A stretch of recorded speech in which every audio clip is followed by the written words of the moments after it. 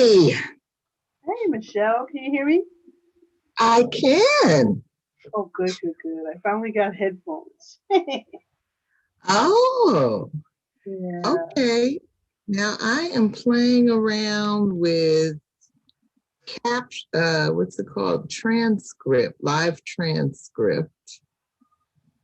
Can you see that? Yes, what is that? Transcripting. So, you know me, I'm just playing with another feature. Trying Is that to, like captions where it helps people who are having hearing difficulties? Is that the same thing? I think so. But there's something else they have called captioning and something they have called annotations. So I'm not sure which is which and what I the think the difference. captioning is whatever someone says, it types it down in the screen so that if if you're hearing challenged, the letters will print out for you.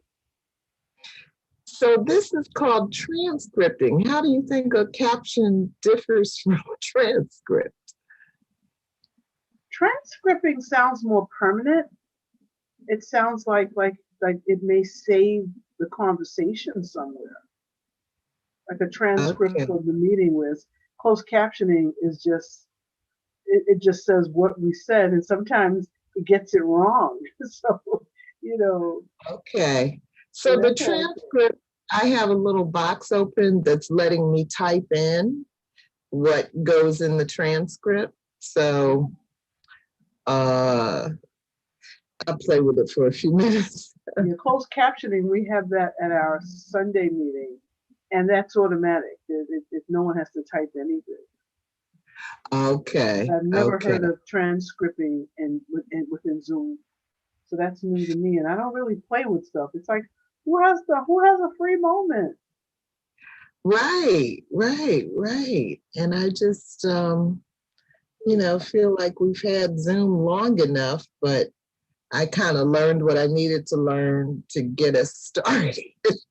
And And what I not like much about more. Zoom, they're always updating. There's always something new. Every month or so, there's a new feature. Yeah. So I guess you saw Nicole is going to be about 15 minutes late. Yes, I do. And Gio is not going to be with us tonight. Oh no. Yeah. She okay? And so, yeah. She left us a note last week that she had something. I think she's out of town. Oh, okay. And I think it's a Mother's Day thing. So she's fine. But I guess Nicole just wanted us to go on and get started without her.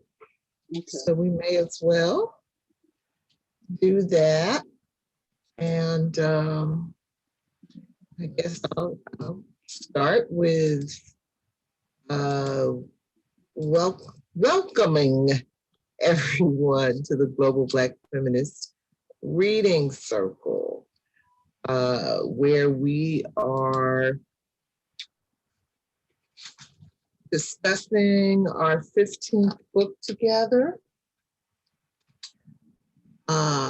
Octavia's Brood, Science Fiction Stories from Social Justice Movements. And it's edited by Adrienne Marie Brown and Walidah Imarisha. And so this is session 15 of Global Black Feminist Reading Circle. All of our other discussions, as well as discussions on this book, are kept on YouTube under our channel by the same name. We also have a Facebook page by the same name where we post event invitations and things like that. What else? My name is Michelle Odom, and I'm located here in Brooklyn, New York. And Kim, you're muted. Sorry, I'm coughing. Oh, yes, I was coughing. I'm Kim. I'm in Brooklyn. I'm glad to be here. And here is my book. All right, Octavia's Brood. Yeah. And actually, Nicole Jackson Wilson is our facilitator for tonight. She should be joining us shortly. And I don't know, next week, Janice Graham, BJ, is scheduled to be the facilitator, but we haven't seen much of her around here, so I hope that works out. Anyway, Janice, let us know if you can facilitate next week, Little Brown Mouse and Sanford and Son. But tonight we are discussing 3 short stories. So this book is a collection of short stories by various authors on topics like environmentalism and ableism and thisism and thatism. So the 3 stories that we're focused on tonight are In Spite of Darkness by Alixa Garcia, Hollow by Mia Mingus, and Lalibela by Gabriel Teodros. And I guess I'll go ahead and read the summary that Nicole wrote. And let me try to share my screen.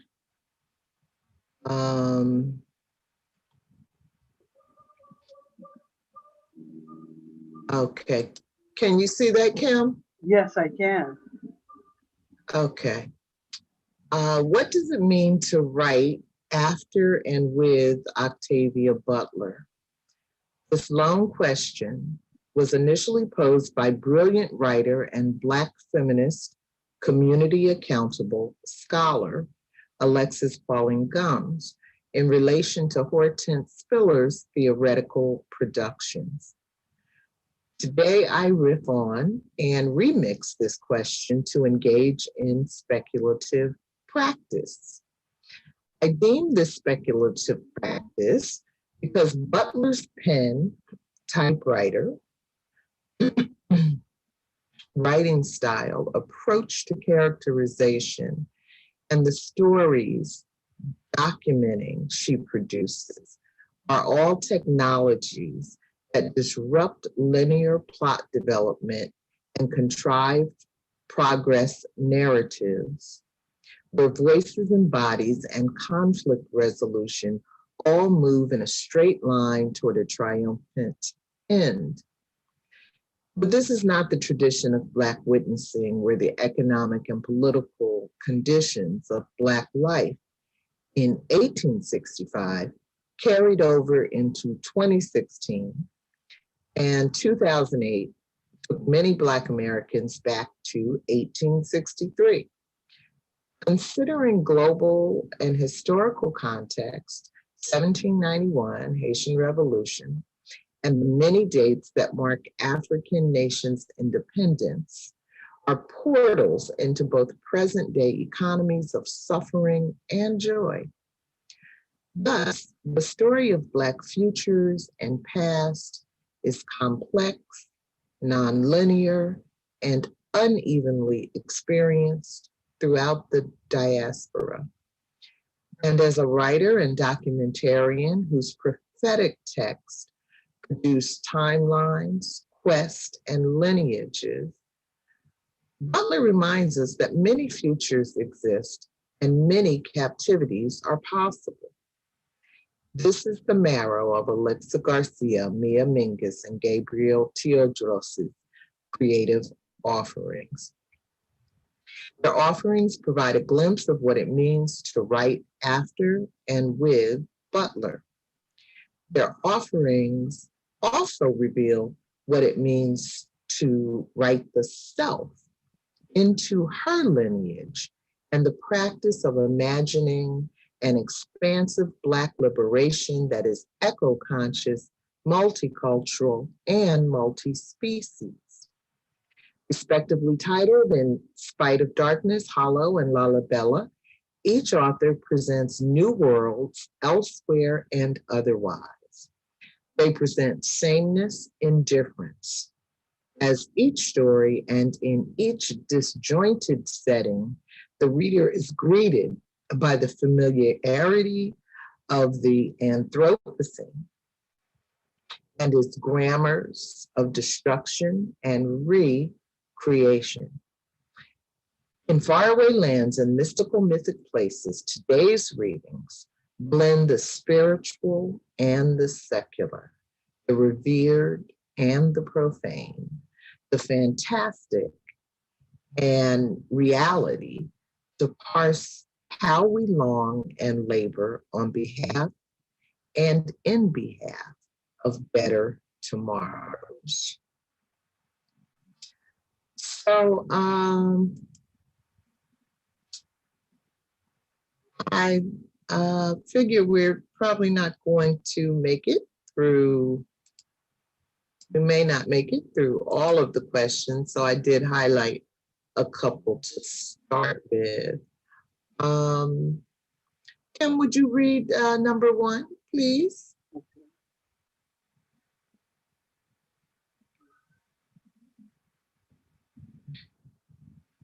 I ain't gotten so comfortable with you sharing your screen. Yeah. Okay. Number 1, let's begin with names/naming.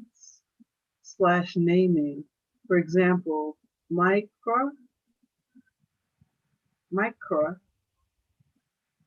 that which is red, and small or wild and west. In any of the short stories, consider how names and naming characters and lands function. What's remarkable? What's mundane?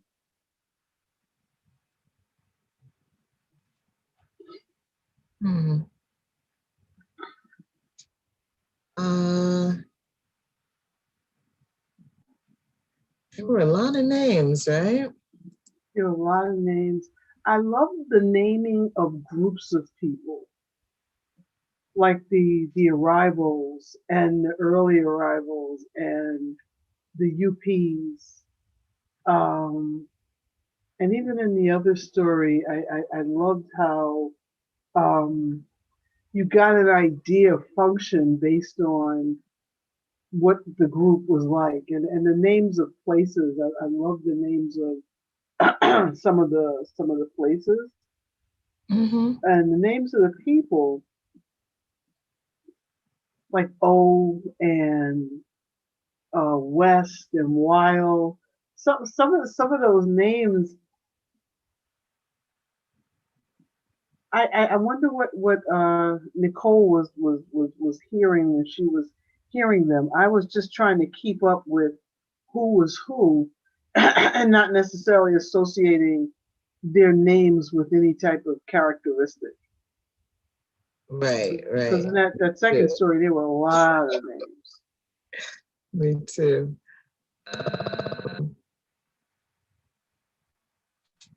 Yeah, in the first story, In Spite of Darkness,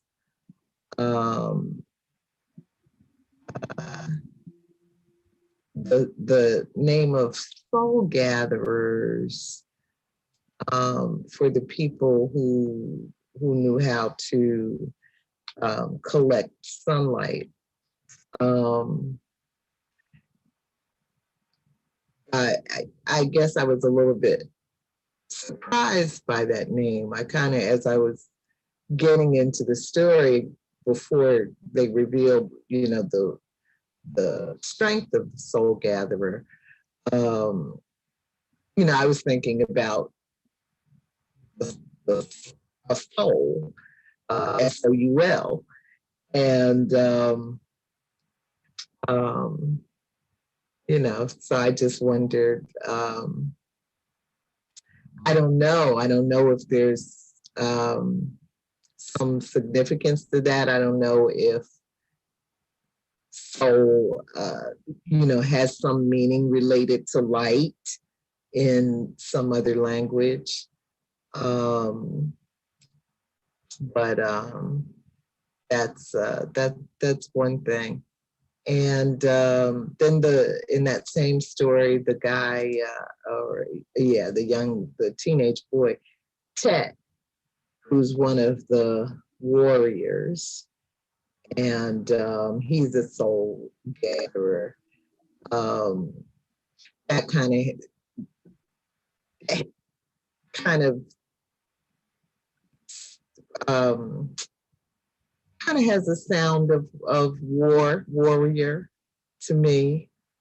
So yeah, I mean, I thought there was a lot of significance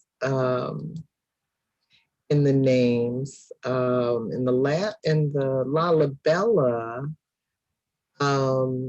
they put the definitions of the names at the top of the chapter. So the names have multiple meanings.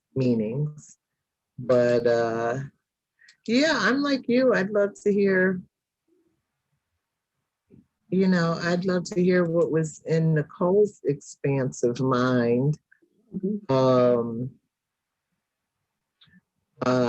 West,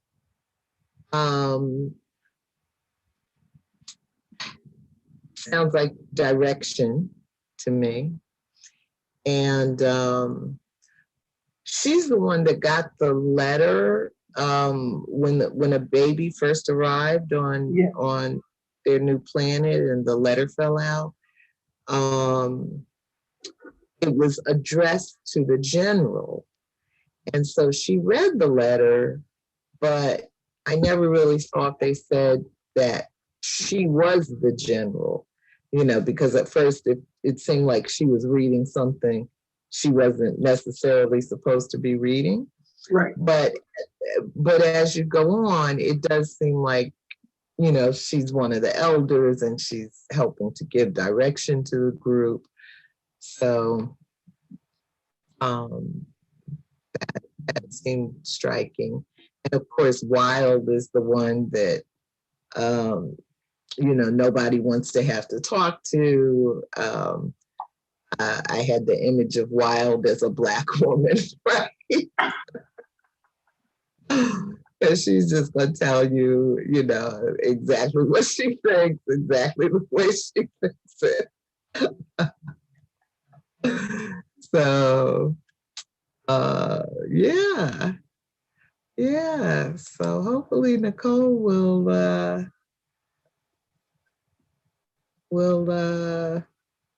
add to that discussion. You want to say anything else about question 1? The only other thing that I really thought was beautiful, In Spite of Darkness, just was so poetically written. It was just like it felt like it was a long poem at certain points. And when it first opened, I think it was talking about the suns. What were the suns is a better question, my child. And she was talking about the sun, with the U. Mm-hmm. And then they started talking about, in all this time, she had never talked about the suns like this in the past, like a dead memory scraping at the surface of now.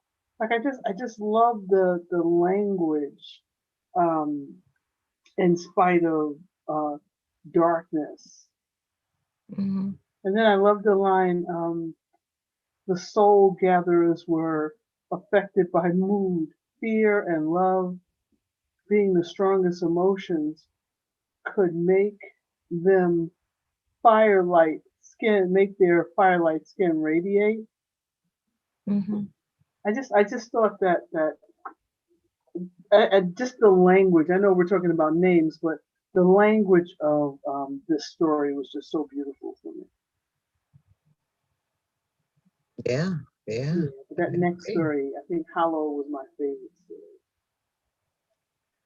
Yeah. I just love that. So we'll go for next one. Next question. What would you like to do next? Let's look at number 3. Okay. I'll read it.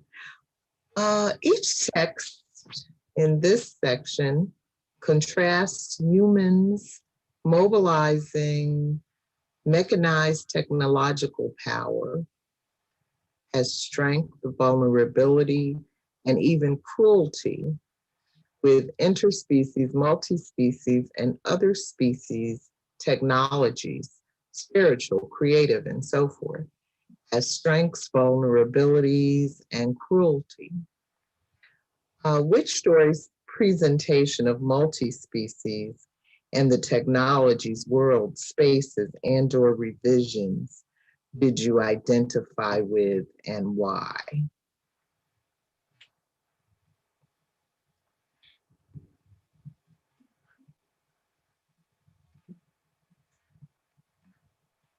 I can start. I thought I related the most with the Hollow, and just just just this thought of humans having this portal where they put people that they too, I don't remember the word, that they're too squeamish to kill. Like they got tired of killing people with disabilities. And so they built this portal to put them there. And they sent an army and this general to watch over them. And at some point the unperfects, the UPs killed this person. They killed those soldiers. And so they're on their own. I just found that I related so much with people just like you deeming you inferior and then changing the trajectory of your life. And so when I saw, people saying, oh, my baby has a little deformity or something like that, I'm now going to put them in this portal and send them elsewhere. And I remember when I was first adopting my daughter, and one of the things that I had to do was to go into Essence magazine and give them photographs of Black people whose skin tones would be acceptable to me. They had a couple that when the baby came, they found that the baby was too dark and they gave the baby back to the adoption agency. And so after that year, they had this ridiculous thing about who's too Black, who's not white enough.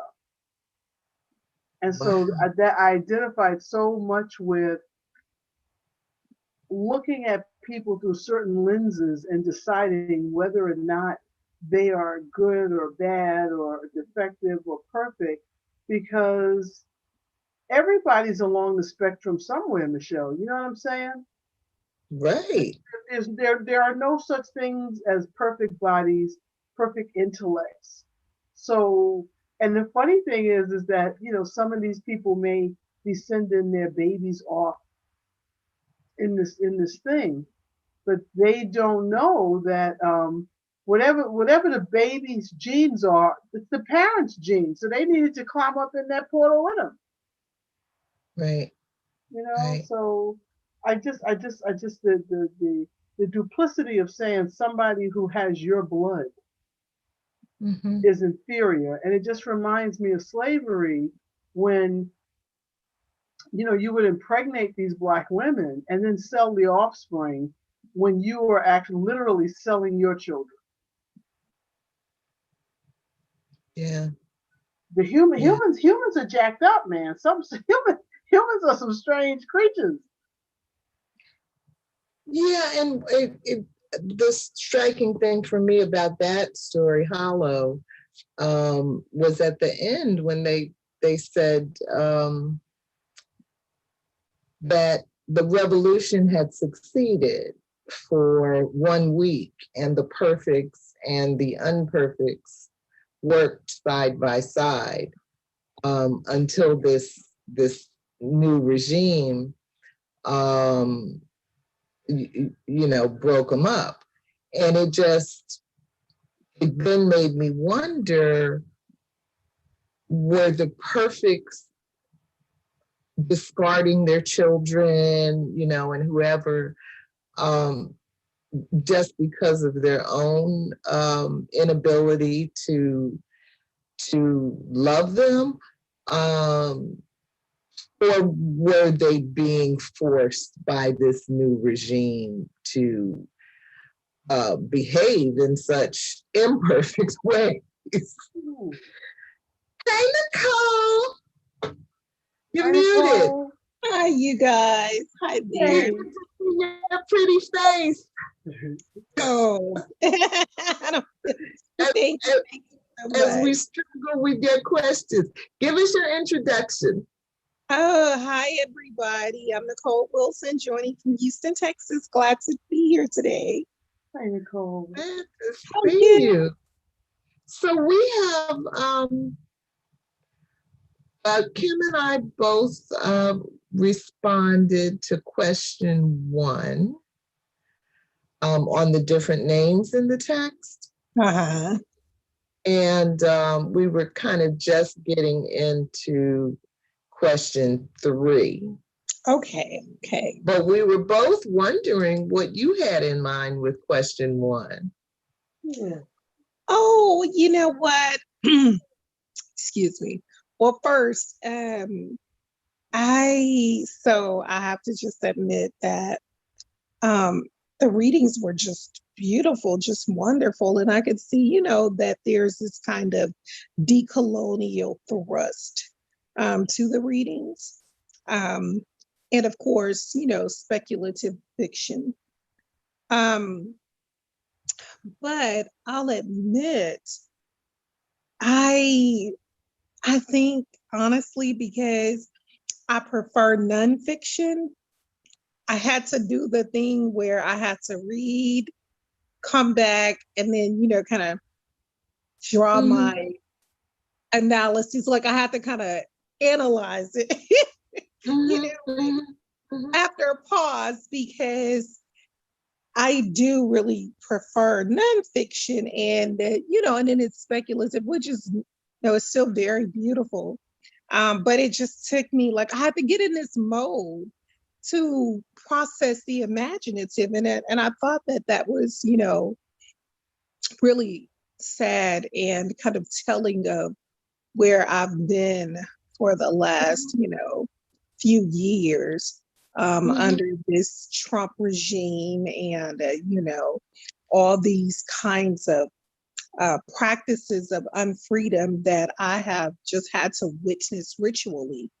Black people, poor people, queer people, other people of color also endure. And so I don't know if that came through with the the questions as well. But to answer it, so you were asking me about question 1, like what I was thinking about the names and the functions of naming. And I think what really stood out for me is you know, generally we get like, you know, of course, naming the names in the fictional text, but we get these kind of very realistic, or these places that we can go to on a map, the settings themselves. I think I was more taken aback by the lands that were proposed, the names of the lands that were proposed in this text. And then even the fact that mapping these lands would be difficult, because I'm reading like above Camino, and I'm thinking, okay, I know there's this colon, so I could separate, you know, above, which I did kind of see the continuation in that particular text, that's In Spite of Darkness, right? That each of those little kind of vignettes had a kind of location, right? But it was such a speculative endeavor that I was thinking through, like, okay, how I could, you know, I'm thinking of like the punctuation, the conventions, how I could read and try to map these locations. So I think, you know, that's what I was most into.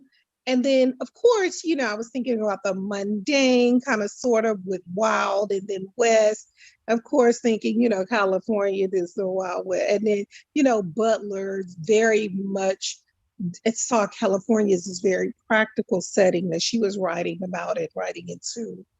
And so, yeah, so those were, you know, pretty much, I was really thinking through like, yes, definitely the names. I thought that was beautiful, but also the names of the lands. Wow. Well, and that's where I was going. Nicole, there's a light behind your head which makes it hard to see your face. Oh, okay. Let me go over. I'm having to use my cell phone. I'm hoping, because I tried my computer out. Like literally, I took my computer to work because y'all know I had to like get some stuff done to it. And I took it to work, and it was like, okay, I need to, you know, but you know, I don't know. I guess it'll. If you just move a couple of inches away from the light, you'll be fine. Okay. Better? Is that better? A little bit more. How about now? Almost a little bit more, just a tiny bit more. A little bit more. Okay, hold on. Let me push over all the way.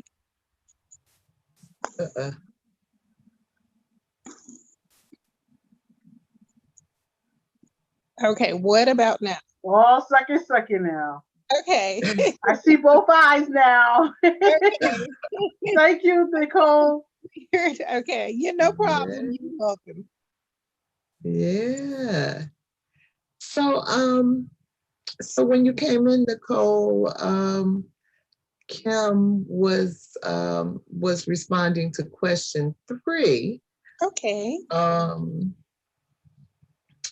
And I guess I was about to say, to the question, which story's presentation of multi-species and the technologies, world spaces, and or revisions did you identify with, and why? I guess I would say the third story, Lalibela. Oh. And I don't know if that was like quantum mechanics. Don't ask me, you're just not here. I'm just saying words.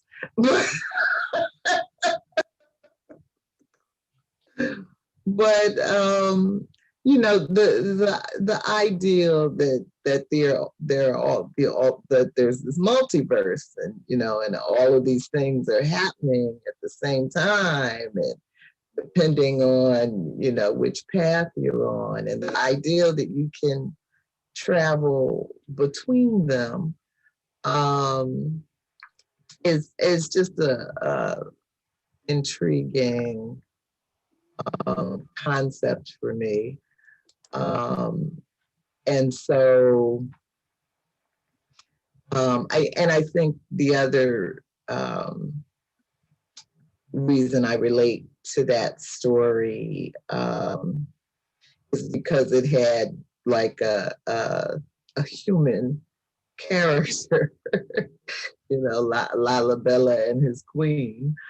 And so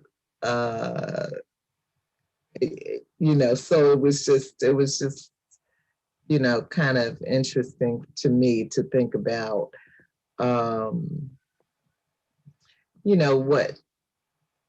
what someone in the past, the goals that people had in the past, and what they would do differently if they could, come to another time and space and see how we were going to muck it all up and what they would be able to go back and do differently. So, yeah, I thought that was, I mean, all the stories are wonderful and,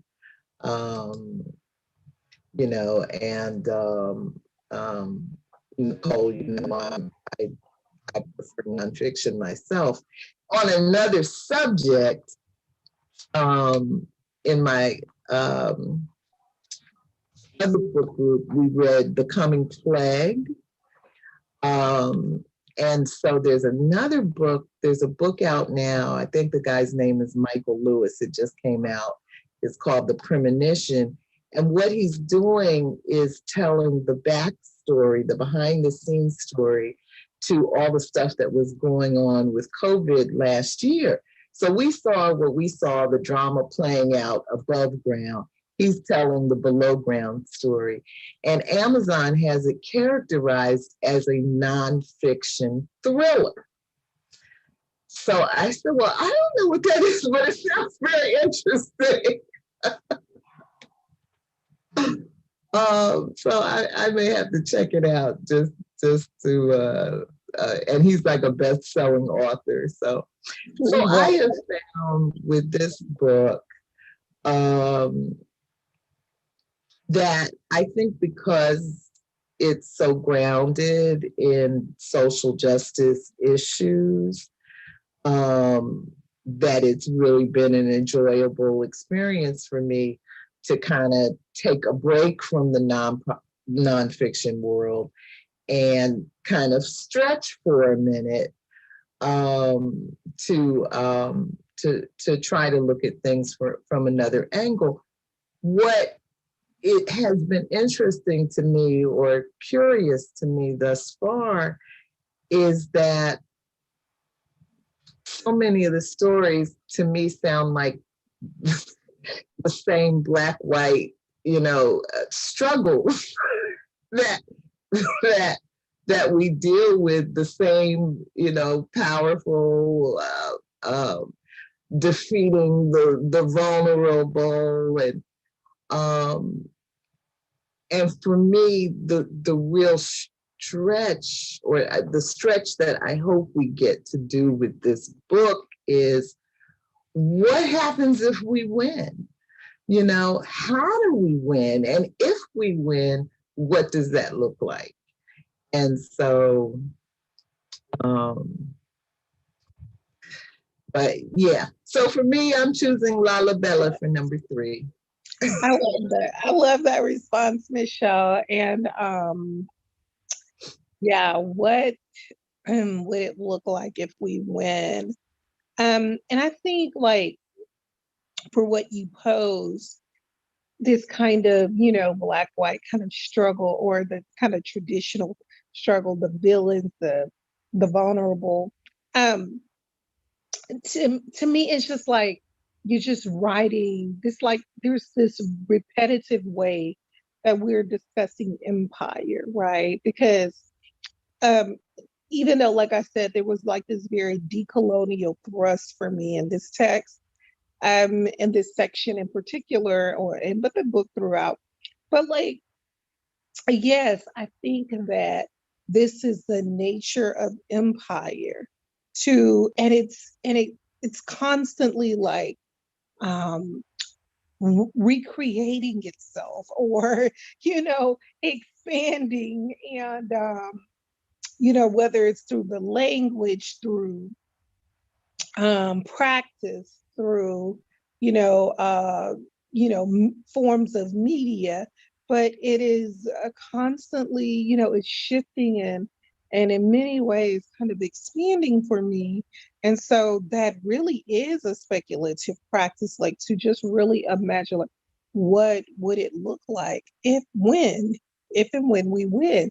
And I think Lalibela gives me some insight, because at the end, the dragons, or like there's that prophecy, and I think that's very a Butler kind of practice to that prophetic kind of warning, but the dragons were like, yeah, y'all just didn't, you did all that, y'all just didn't take care of business. And but essentially you had a man who really and I do under and in his there was like this kind of battle of his ethics, his heart was kind of in the right place, right?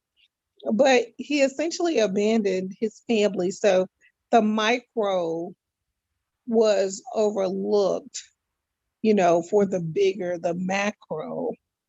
And in the end, he meets these dragons who say, well, basically we're one, we're your ancestors, but then, I mean, you guys are our ancestors, but then we're going to become like, it's just like the form is going to change. We'll be human again, but, but y'all team up, right? Yeah. That was really interesting for me. Yeah. Yeah. Well, which of the three stories did you most identify with? Well, they were so good.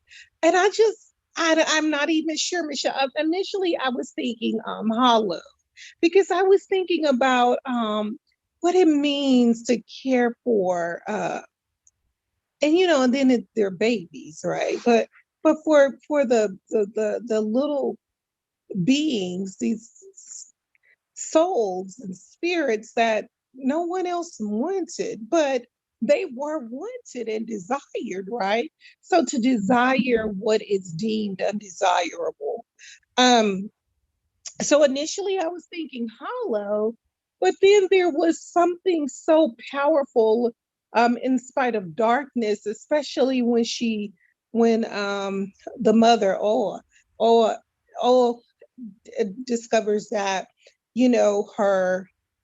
her daughter is like, has these very deep visions, but I mean, just even the ancestral trace there, that was powerful. Even Lalibela, just so I'm not sure. Initially, I thought it was going to be, well, I'll tell you what, over the weekend, I definitely said In Spite of Darkness. This morning, I was thinking, no, really, it's hollow. By the afternoon, I was back to Lalibela.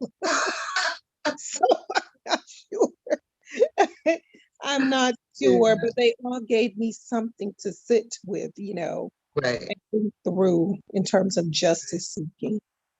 Right. Absolutely. So, Kim, are you still with us? Oh, let me check the chat. Yes. Okay. We can't see you. Yes, I'm still with you. My screen is off. Oh, you don't want to be seen. Okay. No. I've been on too much Zoom and my eyes are tired. Oh, yeah. Oh, okay. So okay. I don't want to sit here looking like I'm sleeping, but I'm listening. I understand. Okay. Yeah. Okay.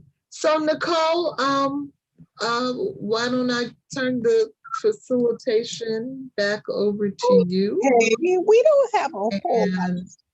So we've done questions 1 and 3. Okay. And thank you so much, Michelle. And we don't have a lot of time left. Let's go to question 5. And I thought it was really interesting, those birds that lived inside O's shell. And I was just wondering if you were revising this character and patterning her after you or your life's journey, kind of what things would you carry What would we find in your shell?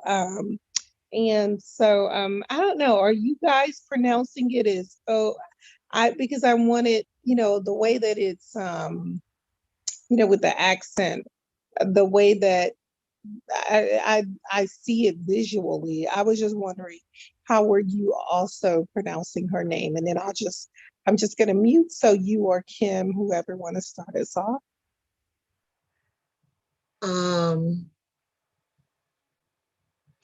Oh, well, don't ask me. I didn't even notice the accent. So I have been saying, oh.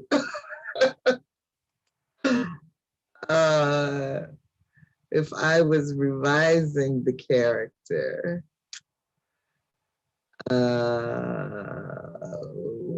and what would be in my shell?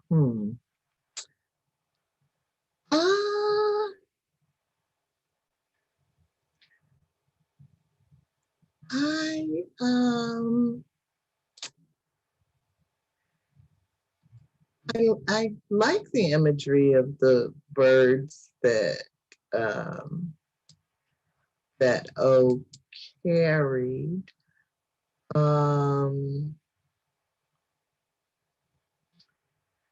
So I don't know if I would change that. I think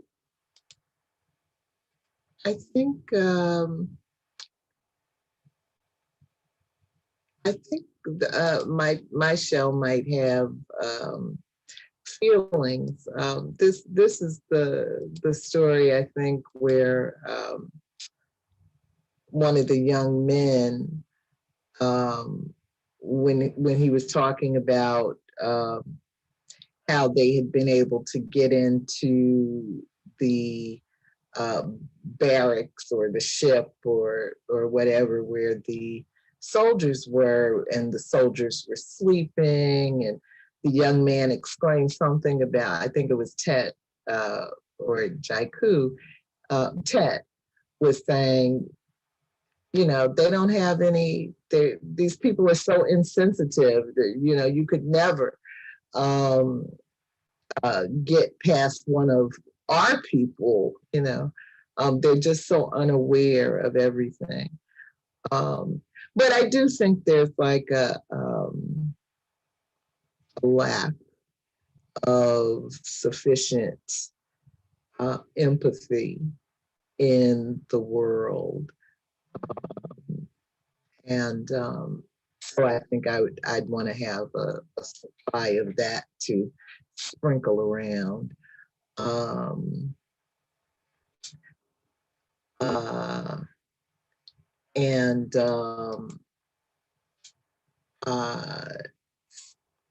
She has the birds, and the birds send messages.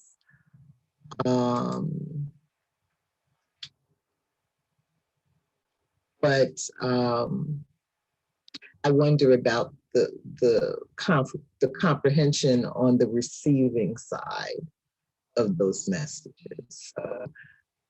Maybe if I were revising the character, I would have the mention to make sure that the message is comprehended. My guess.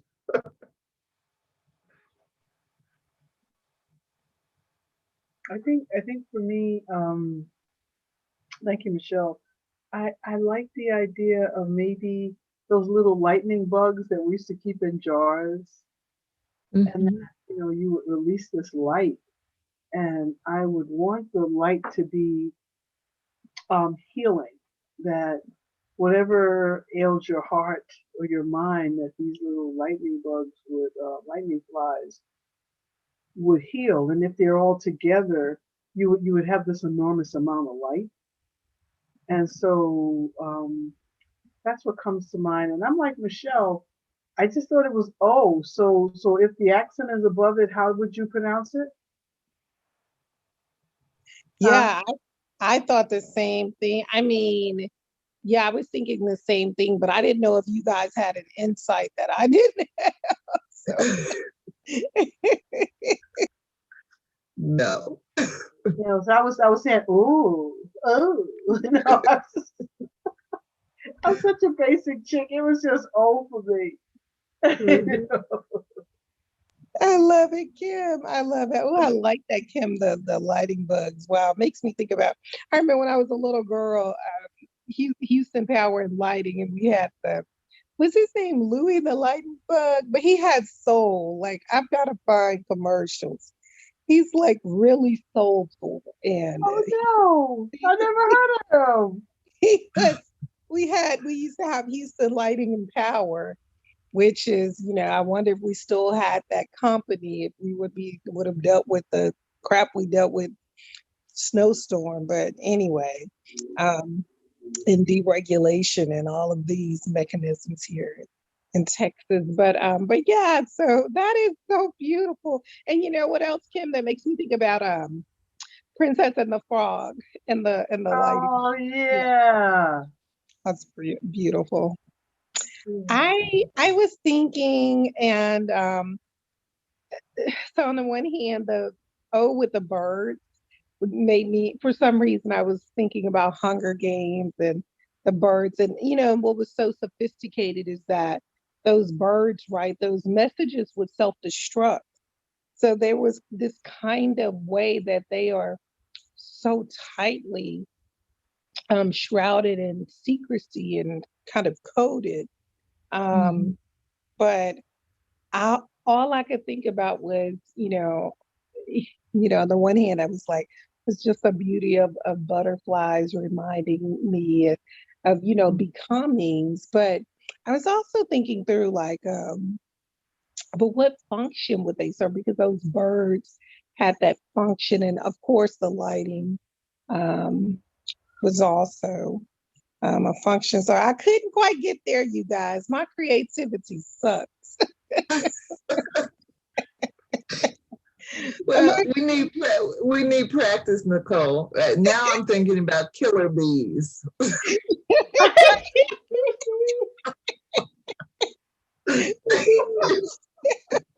Yes. I was also thinking about shit that I would want to put in the oppressors' mouths. And so, I was like, well, I have some shit in my shell. And so,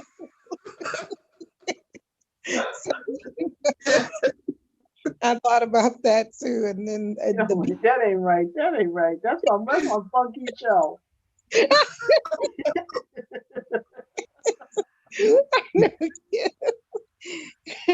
Yes.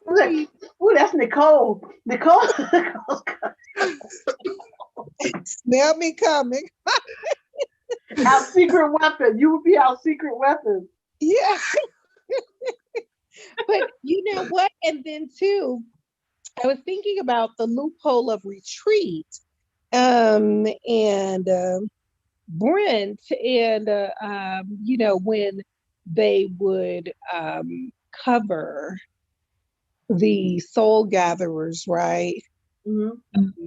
Because their emotional state would give them away.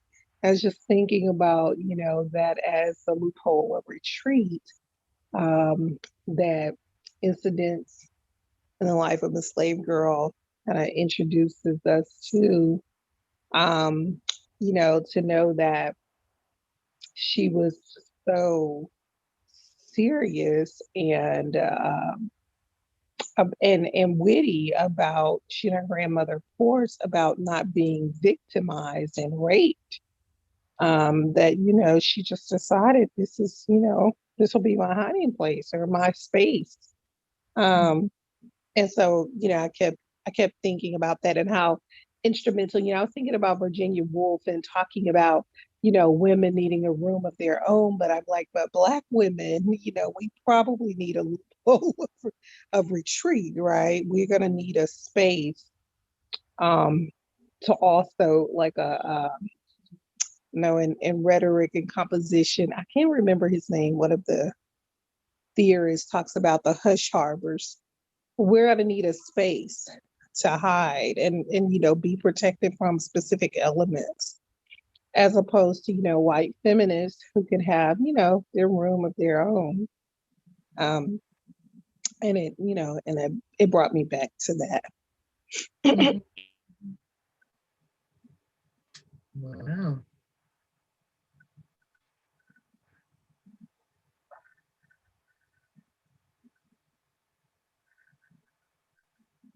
Okay, well, we'll just close out. I mean, we're pretty much the last few minutes here. I was just wondering about, you know, what this section did for you in terms of parsing the political ideologies that we're wrestling with. Not that they're new, right? But just that there's a way that the language is taken up in the public imagination. So the discourse becomes public. And today, when we can start talking about defunding the police as a, you know, to defunding to actually get to abolishing the police. So as an abolitionist practice, I was just wondering, where do you all stand, or well, actually, you know, we could start, you know, first the text. And Lalibela, you know, there's a classic sibling rivalry, and this notion of hierarchy and monarchy, and the way that that's even displaced. And so I just wanted to see if we could sit with that text, and then, you know, and just see where do you think the thrust was? Was it more revolutionary? Is that abolitionist? Just, I don't know. How would you describe it? And so, yeah, and then we could just close out with that. Just any thoughts regarding any of those things in that text?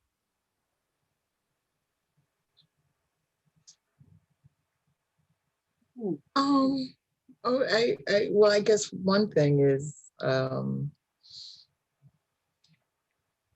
as far as the whole royal tradition and hierarchy goes, even though Lalibela didn't want it for himself, he did not abolish it. So I guess I would call his role revolutionary. And he endeavored to be a good king.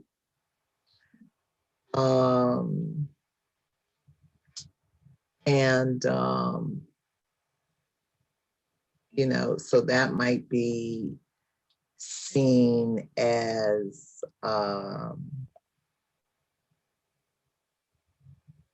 progress, or I'm hesitating because I'm thinking about Joe Biden and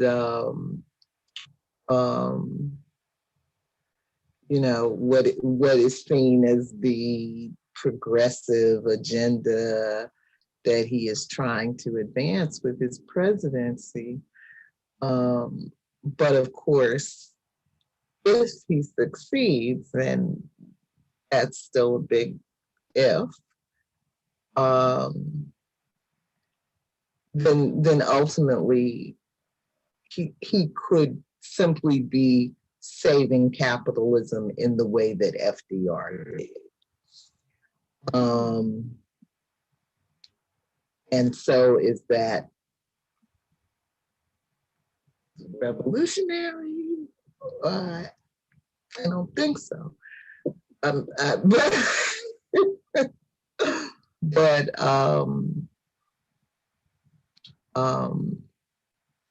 and yet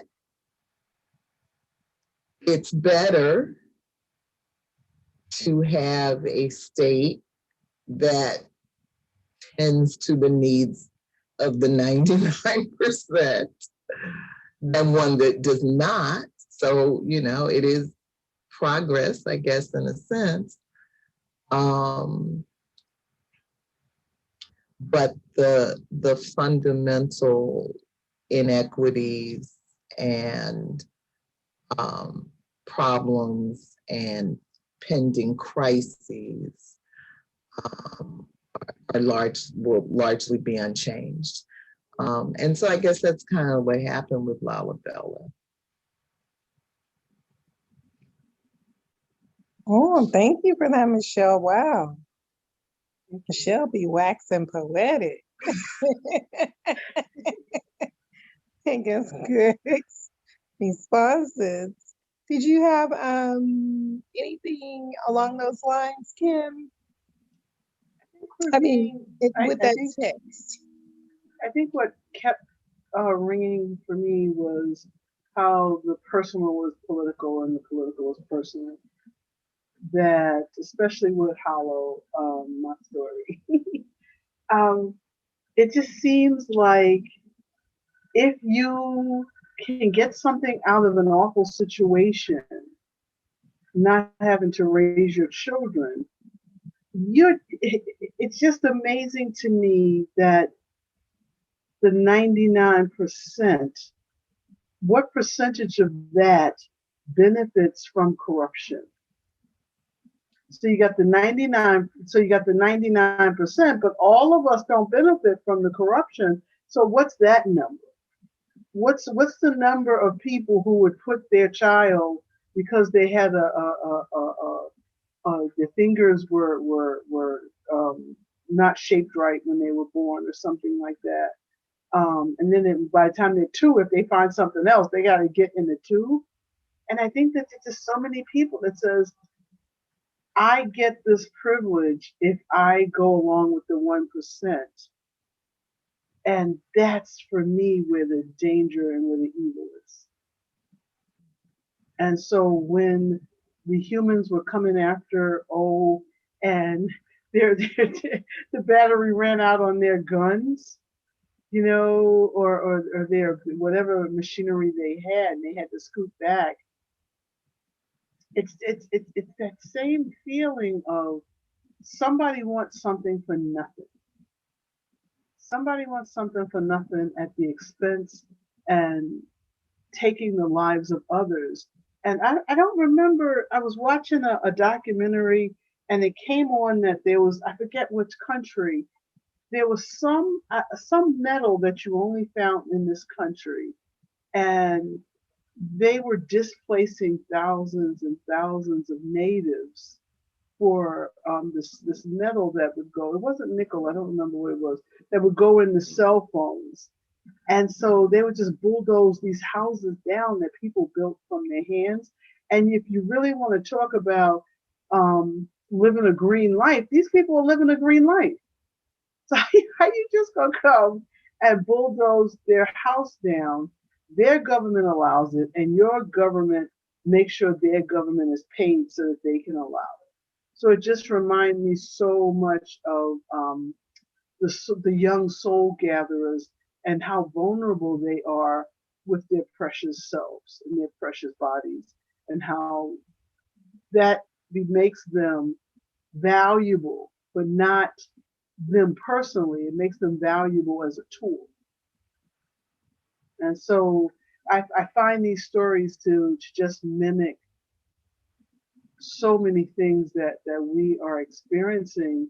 And then as an African American, where do I line myself up with white privilege, and when do I align myself with the system that we're in? Because I do think that there are ways to, what do you call it, decolonialize myself more, But that means less convenience. So I can't sit here and judge other people when I benefit from some of the same conveniences. But I'll just say this one last thing. I just thought the hollow, when you talk about somebody having just any type of deformity, and that's all you see, that the human life has no value, even your child's human life, that's just that story just keeps reminding me of white men during slavery, that they could father 50, 60 kids with black women and sell every one of them. Wow. Woo. That's powerful, Kim. Thank you so much. Wow. Wow, true, Yeah, true. I got a bee in my bonnet now.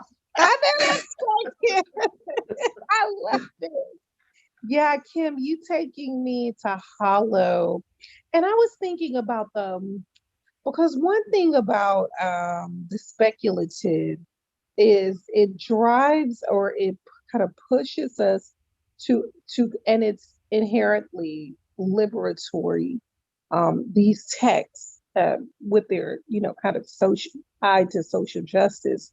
But one of the things I was thinking about in Hollow, because I kept thinking, okay, what is it that I can take from this? What can the practice of saying, like, what can I go back and retrieve here or look forward, I guess, it's kind of, futuristic.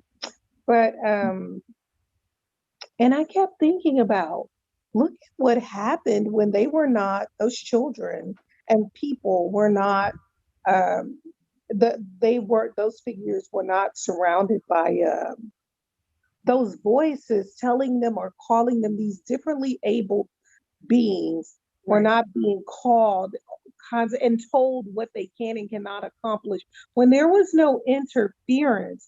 Like they were doing the most imaginative things, like their inventions were out of this world and the ways that they were existing. I'll never forget being on Twitter after Lil Nas X dropped his, I don't know if y'all knew about that, his video Montero, where he goes to hell and gives Satan a lap dance, and he said, but there's this kind of queer, it's a rebellion. It's because he said so many people told me I was going to hell because I'm gay.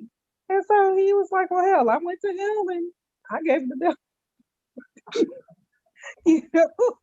But what happened was there was a writer who is disabled or differently abled, as I prefer to say. And she said that, because he gets to hell, he takes a long stripper pole. It looks like he's coming from the Garden of Eden. And she said that makes more sense to her as a way for her to get to a heaven or some kind of afterworld, as opposed to steps and stairs, right? Nobody's thinking about, she's like, who's thinking about me and the troubles I have trying to walk or climb? This pole would allow me to, and I thought, wow, and so, and these are the ways that art and storytelling push us to reimagine and think about these kind of radical possibilities. So I was thinking about that with Hollow, like just what happens when you stop, when there's no one, even with we can even think about that as segregation, sometimes as we talk about it as it's mythologized and, well, let's say romanticized. I should say, when people say, well, when Black Americans were attending segregated schools and living in segregated neighborhoods, they were doing better. And I'm not necessarily saying, but I'm saying that their sense of community was, I think far more intact. And in community, we find so many possibilities, to keep going, to help solve each other's dilemmas, to recognize that your dilemma is also, my dilemma. And I think nothing taught us that, well, we knew it as, I think, Black people, but this public health issue, this pandemic, your neighbor's health is going to directly impact your health. And so yeah, anyway, that made me think of that. And then what you're saying reminds me, is it Tulsa? where they just kind of came in and burned and looted and killed everybody because you didn't want the space, you didn't want Black people. So all of a sudden, when we have our own, similar to Hollow, if you would go and do your thing and leave people alone, to come back and now say to the UPs, oh my goodness, you are happy. We definitely gonna kill you now. The only thing that I will say about the Hollow was, what was his name? The one with all the drool? Yeah, I don't know. I don't know. That was a bit much. I don't know what that was. It was just like, and then it would harden. Oh yeah. Now I was thinking about that as a characteristic. Yeah. Yeah, I was just like, I could hang, but I can't hang with drool. But the thing is, they were they were really ready to slaughter all of the unperfects, and for some mysterious reason, or because that one one man had compassion because his own child had been born in unperfect, whatever. That's why they decided to just send them to Hollow. But what was sad for me about that story was, so they get there, they invest all of this energy in building this community in the biosphere of Southing. And then, ultimately they have to abandon it because the perfects won't even leave them alone on this new planet. And, for me, that is always the question that I have when I see people making the sensible decision to leave the United States. It's always the question for me. I mean, the United States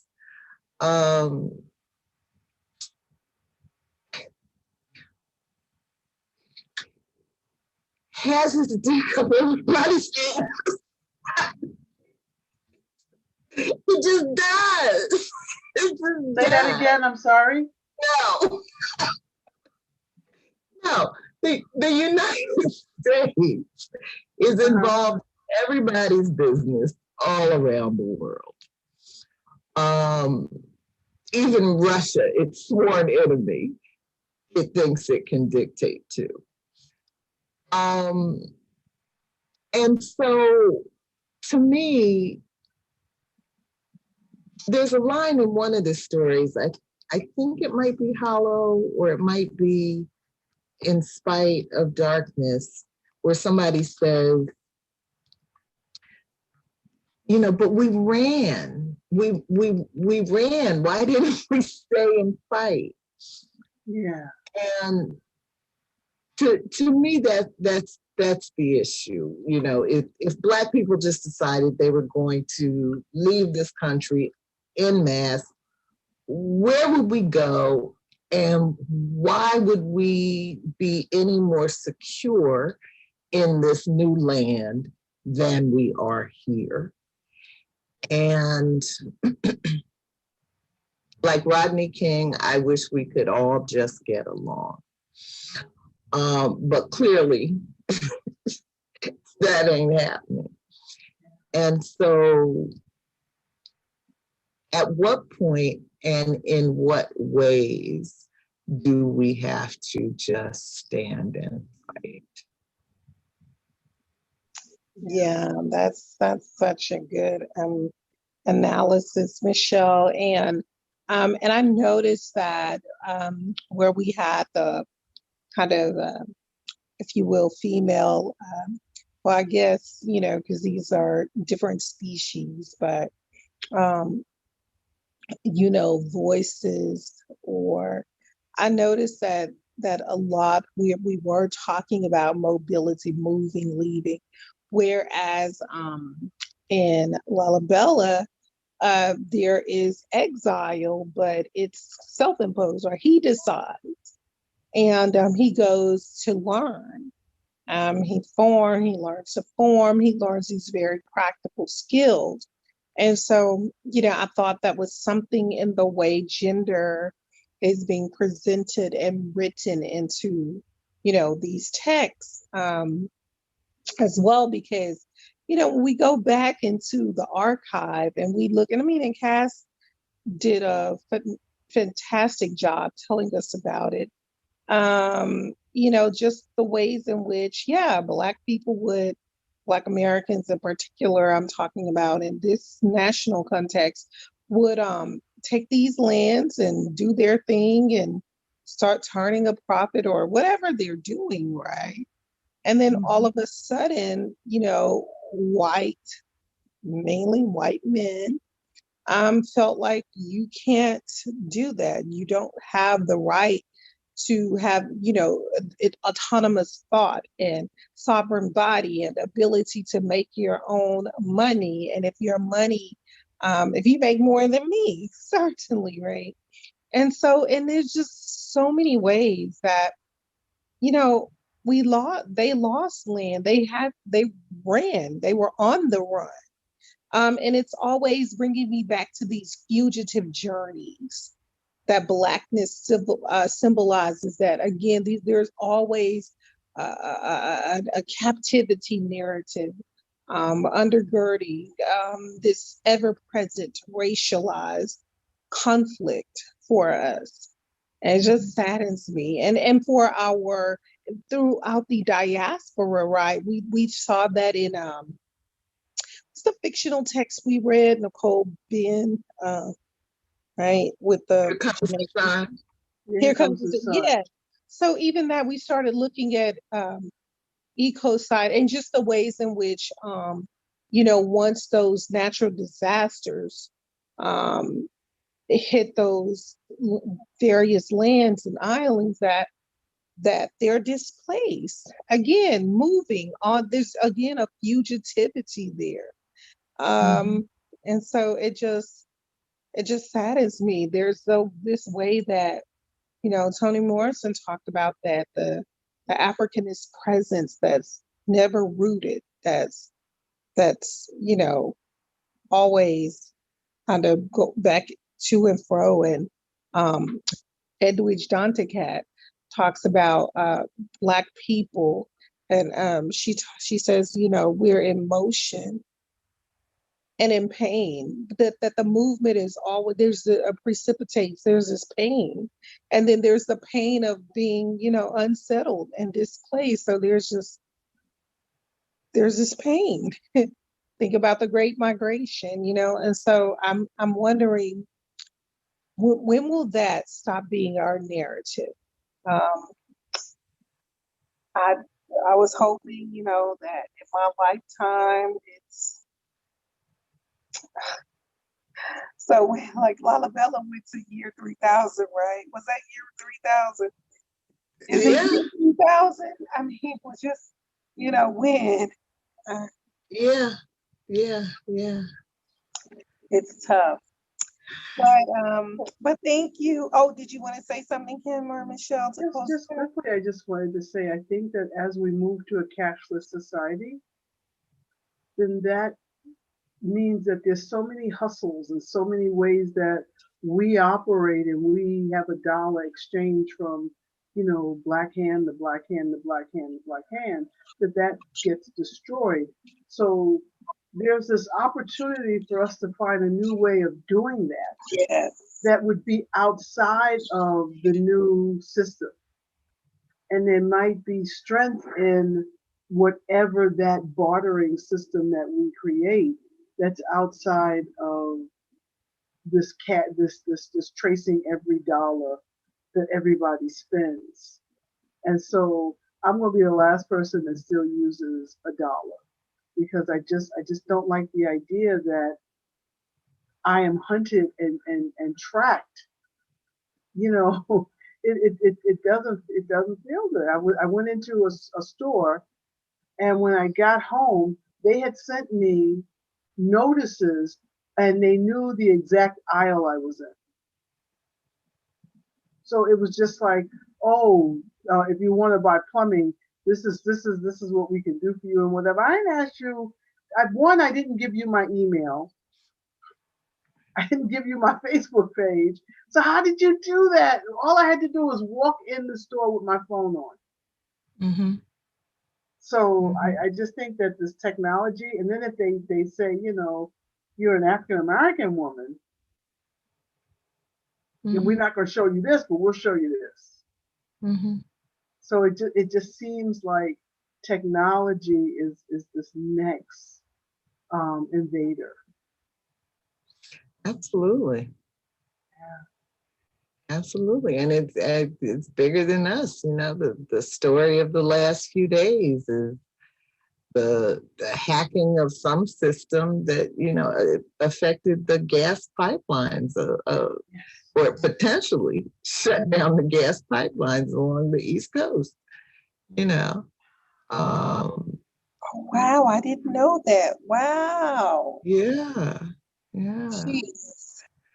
But Kim, it reminds me, I don't know if I posted the story. I think I did. But I went to this Zoom event a few days ago that featured Adrienne Maree Brown, as well as Naomi Klein and a couple of other folks. And they were talking about mutual aid. And they had a pretty interesting discussion around that. So I'll make sure, you know, that I posted it. If not, I'll post the link. And one of the things that Naomi talked about, you know, was just this idea of disaster capitalism, of,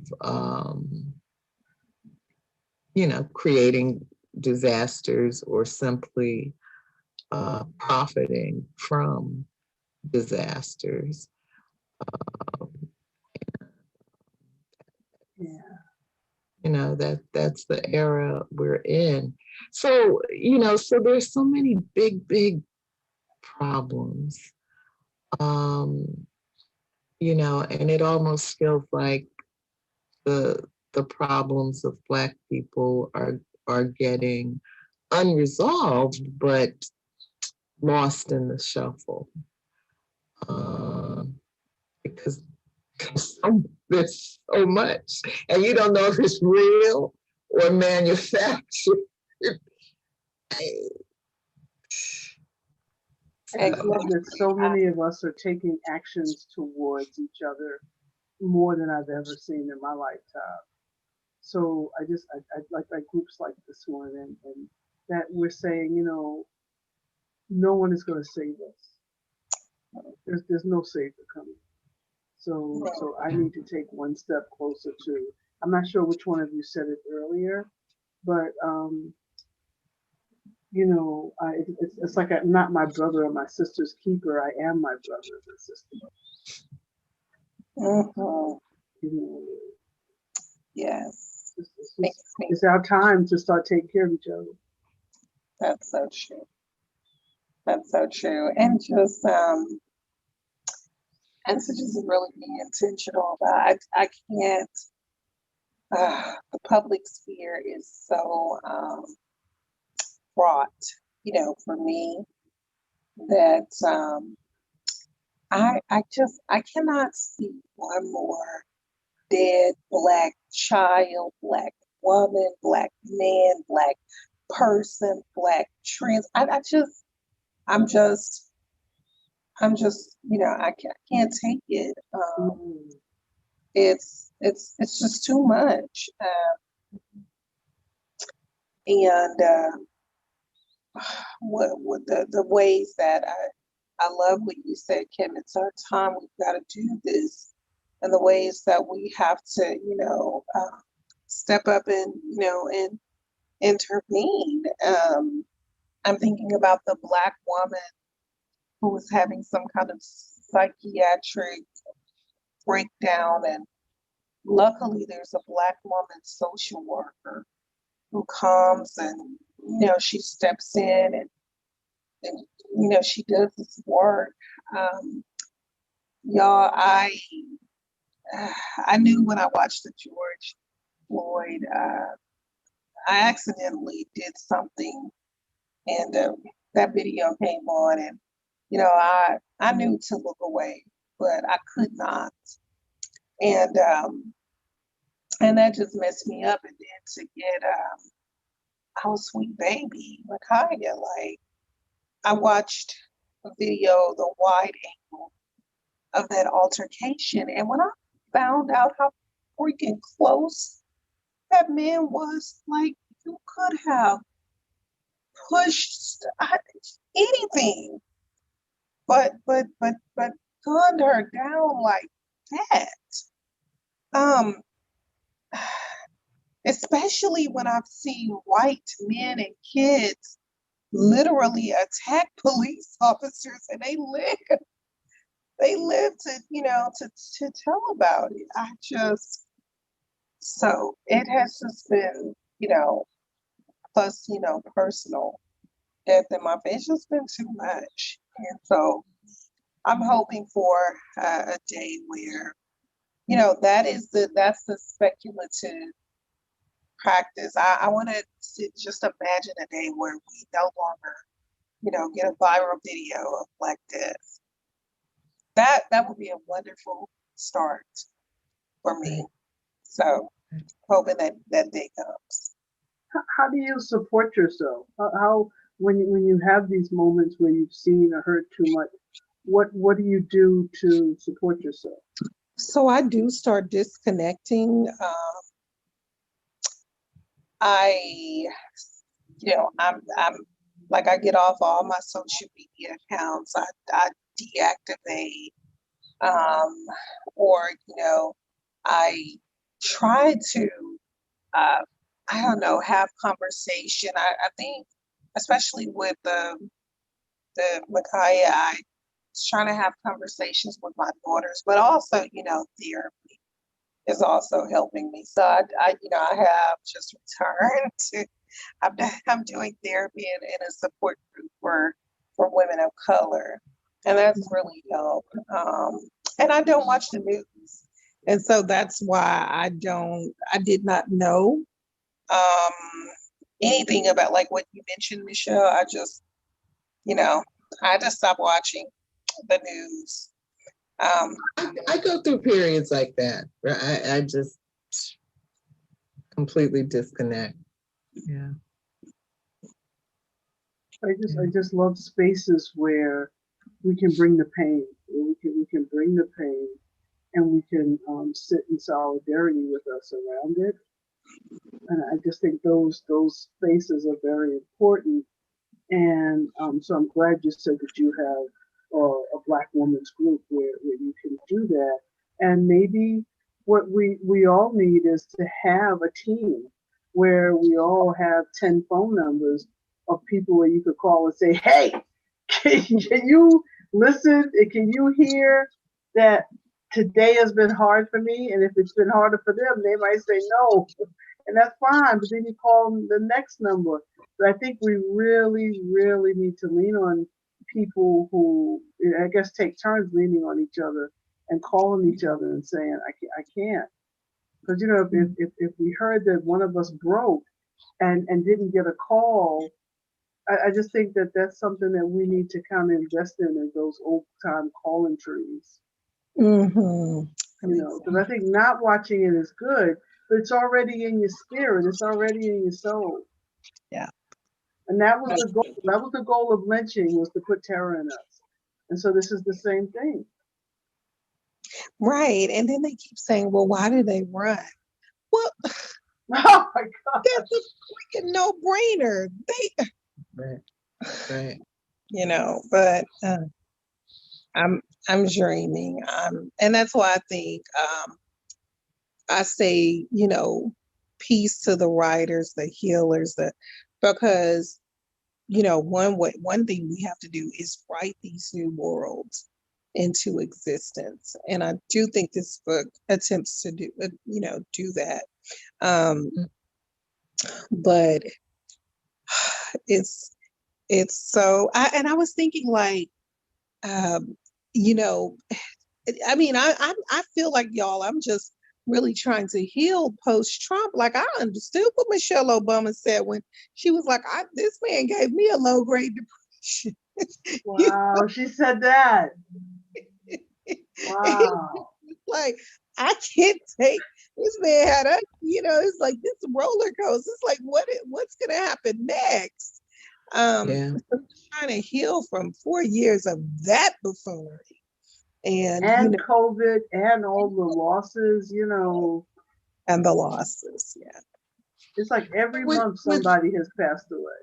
Yeah. With Trump, it's been interesting to me to watch the difficulty that the 24-hour news stations, MSNBC and CNN, but more so I think MSNBC, the difficulty they have had letting go of the fixation on Trump. And it made sense to me when he was in office. He was the commander in chief. He had his fruity little finger on the nuclear pulse. It made sense to me that we needed to have our eyes on him 24/7. And then, of course, he went out with a bang on January 6th, and it made sense to me that we would need to parse that for a while. And I have finally noticed them not mentioning his name quite as often as they were, but what they are doing is processing the internal conflicts of the Republican Party all day long, over and over. Joe Biden, the Biden-Harris team is out here kicking ass, taking names later, trying to create a world that people need. And they can barely get a mention on these news channels. Wow. So I think we just have to really pay attention to what's going on and how we are really being programmed. Yes, and desensitized, right? Because there's this part of that programming, and there's this kind of desensitization that is just wild, and it makes us do the most inhumane things, or it influences the most inhumane actions and practices and behaviors. I think just what bothers me is that Trump had access to airwaves to spew that hatred for far too long.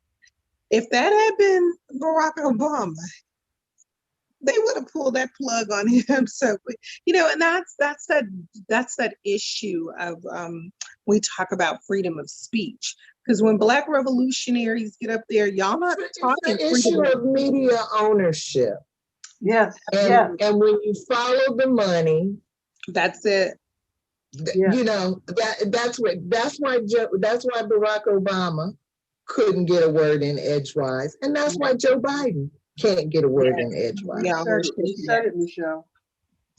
And I also think the freedom of speech, that we capitulate to that. Oh, well, it's just, freedom of speech. And I mean, how many times did we see polls where white people were saying, oh, they weren't really concerned about the racist rhetorics that, he was spewing. But again, like I say, when we look back at our revolutionaries, they took deliberately, quickly took away their communicative platforms, whether that's jail them, maim, wound, whatever, you name it.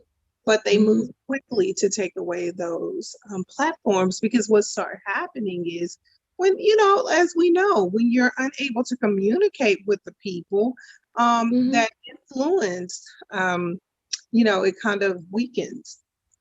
And so it just took too long. And you're right, Michelle, just the media ownership, all in the name of $1. And we are, and we used to have a much stronger Black media, than we do today. Yeah, it's all gone. And for all the issues, all the challenges that capitalism presents, they've kind of gone the way of the dodo bird. Yeah. And when they pop up, they're short-lived. I mean, look at Rowan Martin. He had a great show every morning. That's how I started my day. And he would just talk about real issues with real people. And next thing you know, he gets kicked off a Black station. He got kicked off a Black station. In favor of who, Kim? Who did they put? They put a talk show in after him, some fluffy thing. Oh. And so he's now on Facebook. So I think that he has a Facebook channel or something where he talks to folks. But you're right. I just remember growing up, it was KISS and WBLS and Like It Is. And you said it. I mean, we had Tony Brown's Journal. It was just like you could just, you know what I'm saying? You can find the news, man. Right.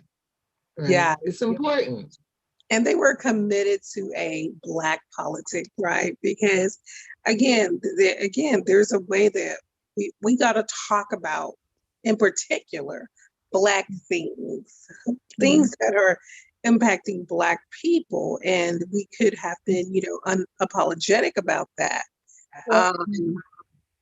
But in the new economy and so forth, and those models are, they're gone, and I hate to think gone forever. But what structures are we putting in place? And I'm shocked, Kim, because you're talking about you were accessing Roland Martin on the radio, right? No, on television every morning. Oh, on television. Oh, okay, that's interesting. Okay. He was on TV One. Wow. Okay. Because I'm even thinking about and of course I need to be fair. I have never really listened to Steve Harvey's talk show radio all the way through, but I know when they replaced Tom Joyner, now for everything Tom Joyner is or isn't, I do recall a kind of pride in Black institutions and cultural spaces, especially the HBCUs, his crews. He would joke about the tug of war between light skin and dark skin or whatever. But I think what Steve Harvey offers pales in comparison. Like, Steve Harvey is, a straight up capitalist. And that's the other part of this. Like, when we start replacing these figures with Black capitalists, then what? Look at what Jay-Z did to the national football, has done, in collusion with the corporate National Football League. It's just football or basketball? Football. What did he do? Well, remember they were boycotting the NFL after Kaepernick. How they railroaded him. He got that settlement and so forth. But folks were saying like, well, no, don't Black performers. Then the onus was on Black performers. Don't show up to their halftime shows, because one thing they need from us is that rhythm, our music, right? They like that's ours. And so there was this kind of public pressure on Black performers, turn it down, especially those established ones, right? Now there was a little leeway if you kind of up and coming artists, but for those established, like, you don't need the Super Bowl. You got a fan base, turn them down. But what JD has done, he enters the fray, and he's supposed to have been, a voice of advocacy. And now I cannot tell, because it just looks to me like like what Fannie Lou Hamer called that 2-seat compromise, when she's saying we didn't come all this way. It was like a 2-seat compromise. Really, and so nothing. So you get all of this. We're playing about it in the NFL, but the corporate function, of course, he's going to make his money and so forth. But even where do you funnel the monies out to these other organizations that are doing the work in these communities, right? And so that's the problem, you guys. I know, I want to see us build institutions but I'm not really for the Black capitalists either. So, so it's like, it's a catch-22 for me. I find that there's so many organizations that are doing such good work. Yes. And we don't talk about them. And so where's their platform? And there's one group, it's a part of something called MTOP, but it's Flowers Against something. And this one sister, Alicia Boyd, and she is suing New York City, the council person, the developers, and real estate people for building buildings too tall around our botanical gardens. And so she has taken on giants, and she has made so much progress. So I think it's been 2 years where they have not been able to start building, because there was a statute that said that you couldn't build anything above 7 stories, and they want to build a 21-story building, and a building that's probably twice as tall as that. And so what she does is she asks people to come into court with her. And so she'll just grab people up. So if before COVID, if I knew she was in court, I'd go and, we'd fill the courtrooms. And then after a while, they started hiring construction men and saying to them, people, we'll promise you a job if you come to court. And there's that book, what is it? $5 and a pork chop sandwich. So if you find people who are needy enough, they can in the short term, they can undermine something in the long term that would be beneficial to them.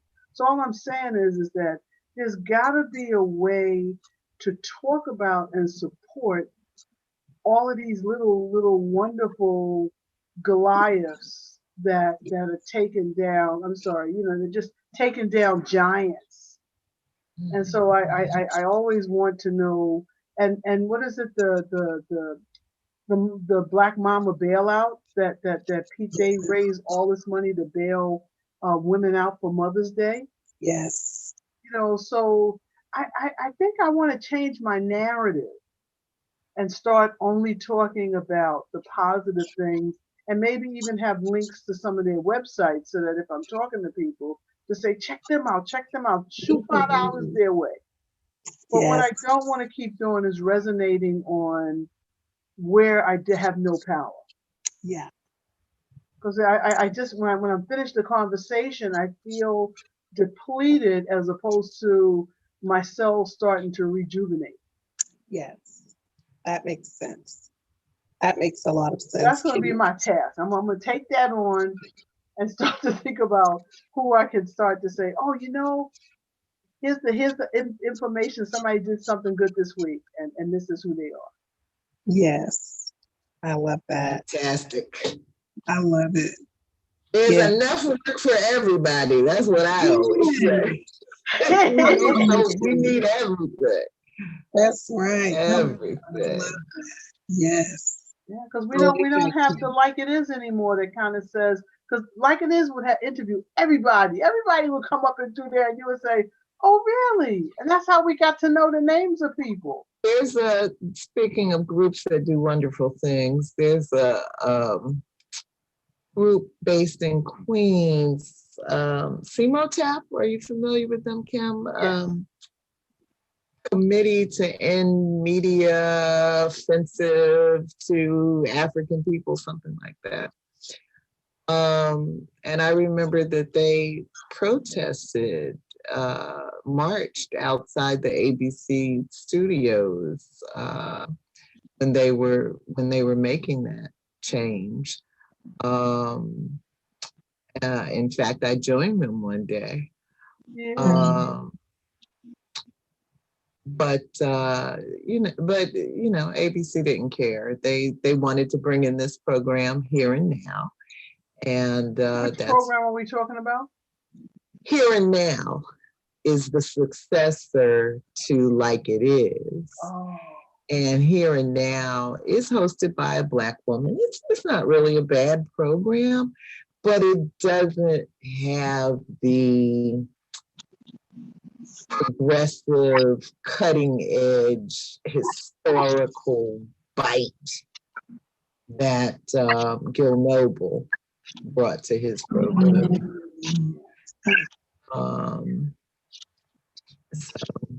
That's another thing, how political the funding is. Radical organizations, it's like, yeah, it is. Yeah. I'm just enjoying this conversation. I'm gonna have to go, but I just think these conversations are so powerful.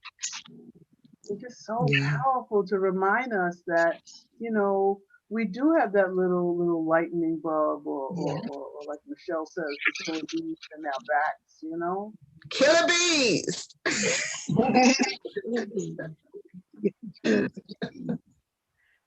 Yeah. I like the killer bees. Yeah. But no, I do. I believe that's what it's about. That there's enough work for everybody. That each individual should be figuring out what they can do and just do it. And also, in as much as we have been betrayed by our own at every step of the way, and we know that whether we are being betrayed by someone who looks like us, or we're simply being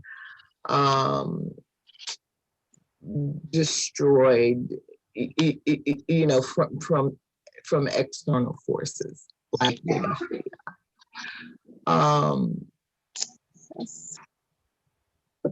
if we are waiting for a leader or an organization to save us, it's going to be a long wait. It's going to be longer than 3,000, Nicole. Yeah. It's going to be a long wait. And, I just really, I believe that it is on us as individuals to develop ourselves to the extent that we can, and to put our gifts out there in the world to the extent that we can, because we are all gifted. Yes. We may not all be young, but we're all gifted. Well, I'm still young, Michelle. I don't know about you, but I'm still young. But I do want to say before I leave, it is such an honor and a pleasure to see all these books we read. I just continue to grow with the conversation. And Nicole, man, you bring it, man. You bring it. So it's like sometimes we may have to realize that we're the sheroes, that, you know what I'm saying? You may get down, but you gotta look at your own self and say, you know what? I'm raising beautiful Black children, strong Black children. I'm doing all of this great work. I'm a great teacher. And not only that, I'm a scholar. and Michelle is an enormous scholar. So Yes. I just think sometimes other people, you know, we may have bad news, but we can't let that bad news dim our lights. Now, I'm sorry if I'm on this kick tonight, but I'm just No, tired of no, feeling that. thank you. That is Black feminist, you know, in nature inherently, right? Because it's to the consideration of futures and where we're going, and very future oriented. So no, Kim, that makes a lot of sense. That makes a lot of sense. Well, before we go, Michelle, can you tell us who's presenting next week? I don't know. BJ is scheduled for next Okay. week, and then we have a break, Okay. and then the remaining 4 sessions, I think, 4 weeks, we don't have anybody. So we may just end up winging it those weeks. I've been waiting to like get us all together so that we could finish the schedule. And I think we've never had more than 3 people per week. So it's been, so I'm thinking, Kim, you know, we may just wing it those last weeks. Okay. Okay. Well, it was Or we could start over and do what we just did. So it would be you do one, Gio does one, I do one, and Nicole does one, and we're out. And we don't have to do 75 questions. We could just have 3 questions. Yeah. That's cool. But Nicole, man, you and Michelle, y'all go in. You guys go in. I put my little 6 questions up. I'm so ashamed. And you don't need to be ashamed because those questions evoke so much thought. And that's really what it's about to me. You know? I'll be writing dissertations and I'm like, ooh. Let me post No, y'all all the questions are beautiful. They are.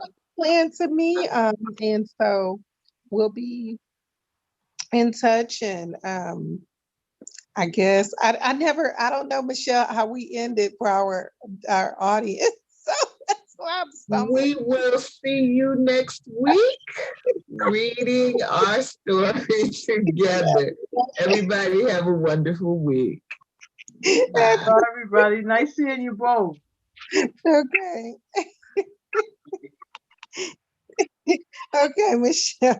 Bye-bye. See you later. Okay. Look, I knew y'all were waiting to end it. Okay, yeah, 'cause I